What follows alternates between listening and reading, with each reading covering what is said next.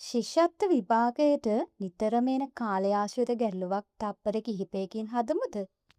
ගොඩක් දරුවෝ මේ ගාන වරද්ද ගන්න තැන මම අද කියලා දෙනවා. පෙරවරු 8:40 සිට පස්වරු 1:20 දක්වා ගත වූ කාලය කොපමණද? මුලින්ම කරන්න ඕනේ පස්වරු වේලාව පැය 24 ක්‍රමයට හරවන එක. නැත්නම් ඩිජිටල් ක්‍රමයට හරවන එක.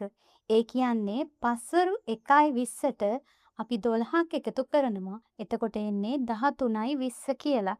දැන් 13:20න් පෙරවරු 8:40 අඩු කරමු. බලන්න මිනිත්තු 20න් 40ක් අඩු කරන්න බෑනේ. මෙතනදි තමයි දරුවෝ වරද්දන්නේ. අපි පැය පැත්තෙන් එකක් ගන්නවා. හැබැයි පැය මිනිත්තු පැත්තට එනකොට එන්නේ 10ක් නෙමේ මිනිත්තු 60ක්. දැන් 80න් 40ක් අඩු කළාම 40යි.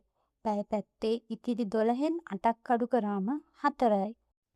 පිළිතුර පැය 4යි මිනිත්තු 40.